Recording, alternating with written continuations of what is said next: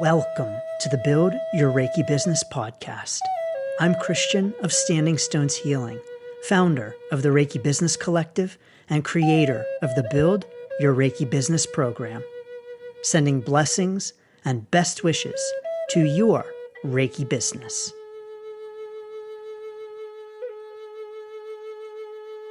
Greetings, welcome, and thanks so much for joining me for this week's episode of the Build Your Reiki Business podcast. It's Christian of Standing Stones Healing, and I am so honored to welcome you to another episode of the podcast. In this week's episode, we're talking about restarting your Reiki business, restarting your Reiki business after a pause. But first, I want to let you know that registration is now open for the Reiki Business Summit. This live online event is happening September 13th and 14th. We're bringing together Reiki leaders for live presentations on important Reiki business topics, discussions with like-minded Reiki business friends all around the world, and connections. You won't want to miss this transformative weekend. Learn more and save your spot at early bird pricing at reikibusinesssummit.com. When it comes to restarting our Reiki business after a pause, I think it's first important to define what I mean by a pause. And to me, this is simply when we've had no activity in our Reiki business for several months or more. It could be 3 months, 6 months, a year, a couple of years. And this is no activity at all, so in which we are doing nothing, not seeing clients, not advertising, not doing any admin kinds of things, no activity in our Reiki business. And I think it's important to define this because ebbs and flows in our business are normal.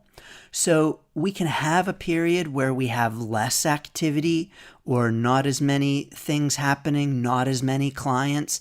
And this isn't a pause in our Reiki business per se.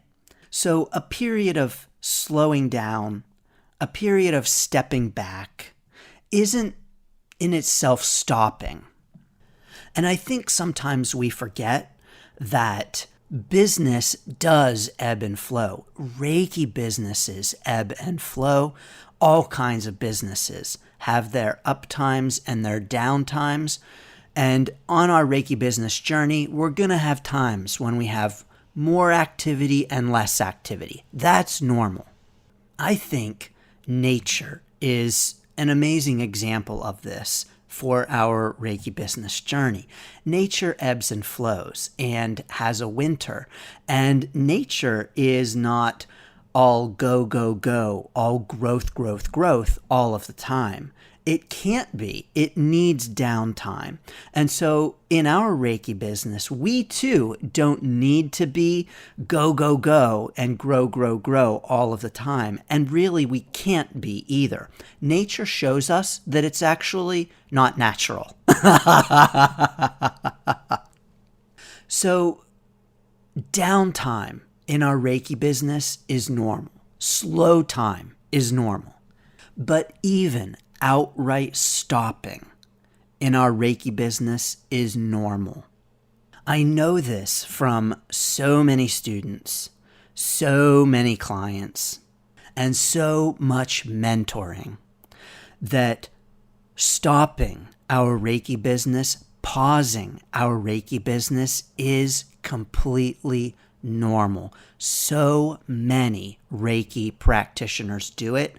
And if you are doing it right now, you are not alone.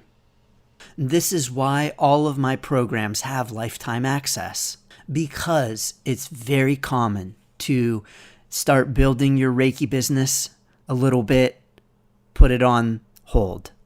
Build a little bit, put it on hold. See some clients, take a step back, including a complete pause. It's totally normal. And so I'm going to share with you ways that you can get back into your Reiki business when you want to again. Some things that you can do right now to start getting back into your Reiki business. Now, I want to throw out a disclaimer. I have not stopped my Reiki business at any point. Yes, I've had times of slower activity, but I've never outright paused or stopped my Reiki business. And in my teachings, my programs, my podcast, my videos, I speak from experience. But this is one thing that I don't have direct experience on, because since I've never stopped my Reiki business, I've never restarted my Reiki business. But I have plenty of experience in helping other practitioners restart their Reiki business, and I know exactly how you can jump back in. Number one, the first thing I need you to do is to release judgment of yourself. When we pause our Reiki business, we can feel some feelings of guilt or shame, and those feelings can keep us from restarting our Reiki business. We might have feelings of worthiness. Who was I to do this in the first place? Who was I to think that I could do this? And who am I to try this again? But Reiki, the energy, is not judging you. And Reiki, the system, is not judging you. So please don't judge yourself. Like I said, this is completely common and completely normal. Life happens, things happen. As human beings, we have a lot going on and we have a lot of priorities. So please release judgment of yourself for stopping your Reiki business. And Reiki practitioners, let's release judgment of one another. Let's not judge one another when another practitioner pauses their Reiki business, because we don't know. Someday we may need to as well. Number two, to restart your Reiki business is that you need to decide to restart. Now, this might seem like a no-brainer, but it's actually not as easy as it seems. We know from physics that an object in motion tends to stay in motion, right? And an object at rest tends to stay at rest. And so just making the decision to get moving again is actually hard to do. So cut yourself some slack if it takes a little time for you to decide to restart your Reiki business, even when you know you want to. But first, before you can set that object of your Reiki business back in motion, you've got to decide that it's something that you want to do. And it's okay if you don't. Indeed, I have a podcast episode on quitting. I'll drop that down below so you can check that out. But yes, it is okay if you decide that you don't want to restart.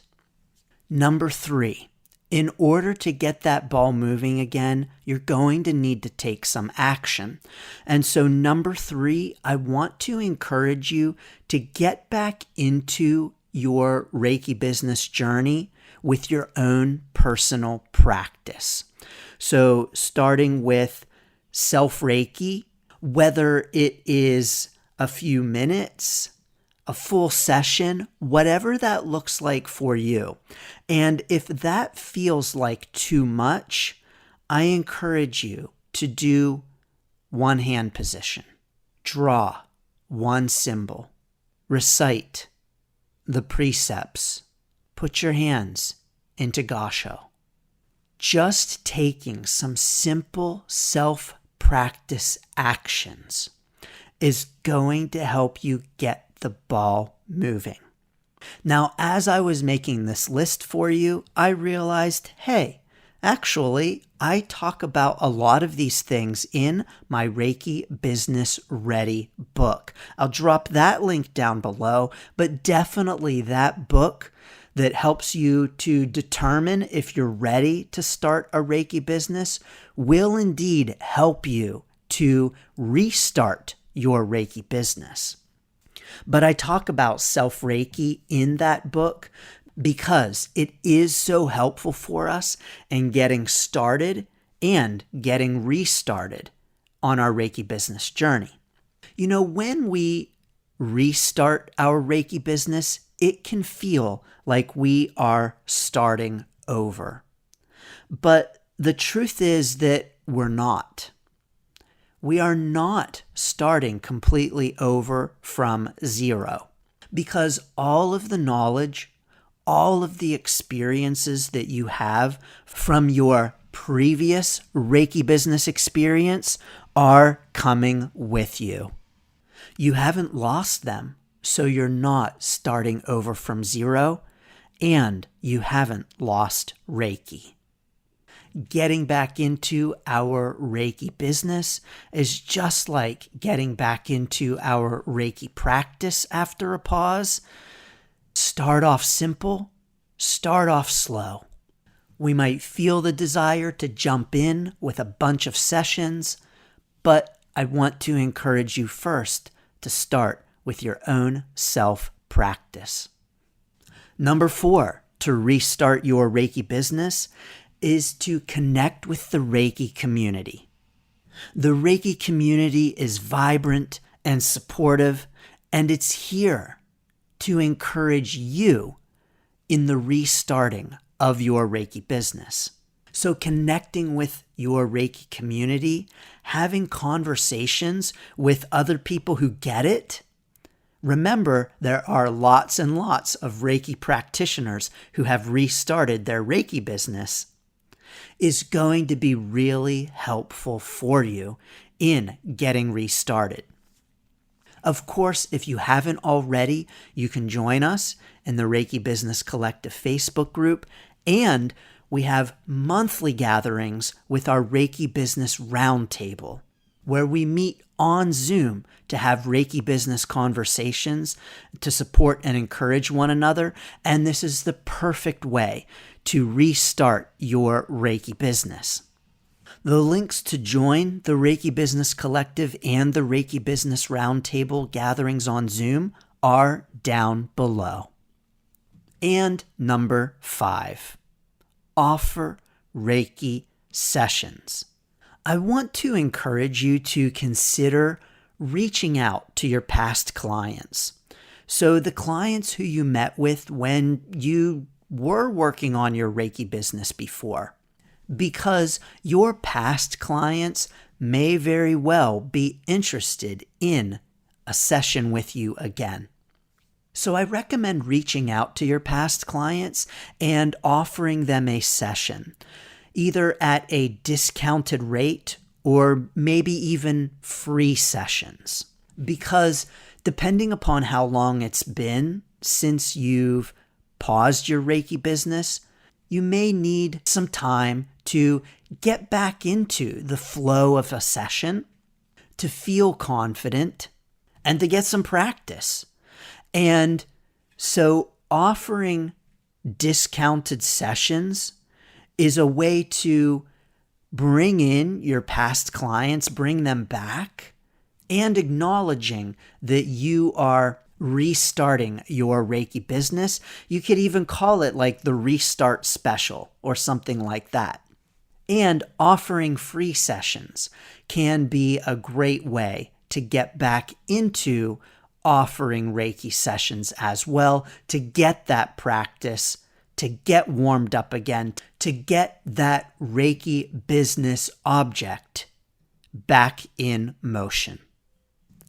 Now, number 6, finally, I want to encourage you to look at getting clients in the same way as you got them before in your Reiki business. When we are looking to restart, we can feel the urge and even the excitement to do all of the things, to jump in, dive in, feet first, to do everything, to advertise, to post on social media, to call up everyone, and to do everything all at once. But winter does not go to spring all in one day. As a matter of fact, if that happened, the earth would be overwhelmed. We would be overwhelmed too. And so it's a good idea on your Reiki business journey, in your restart, to take inspiration from nature and to not overwhelm yourself by doing all of the things all at once. You only need to do one of the things when it comes to getting clients. And rather than doing all of the things, I encourage you to consider and reflect, what was the number one way that you got clients previously in your Reiki business? And to do that way, to use that way first. So if it was word of mouth, to start talking to people about your Reiki business restart. If it was repeat clients, calling up those past clients and having them come back.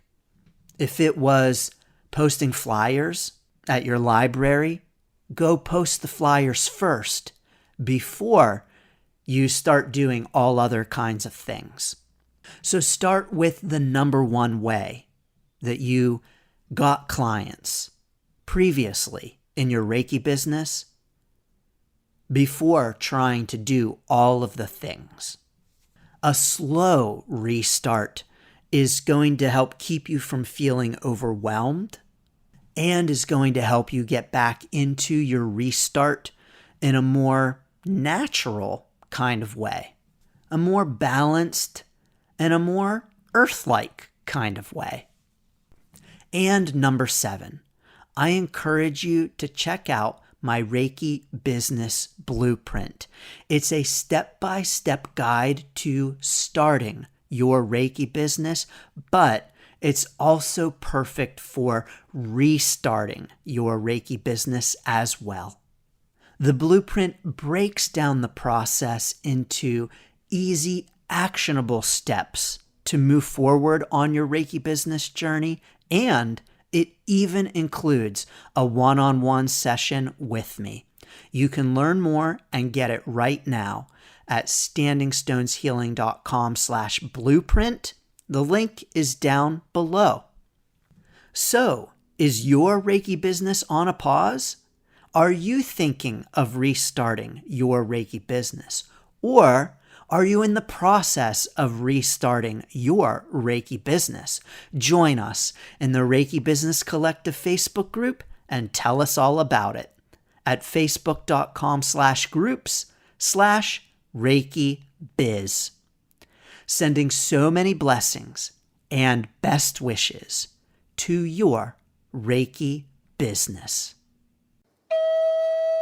Thanks for tuning in to the Build Your Reiki Business podcast. Please like, share, subscribe, and send to a friend. Learn more about the Build Your Reiki Business program at standingstoneshealing.com/build. Sending blessings and best wishes to your Reiki business.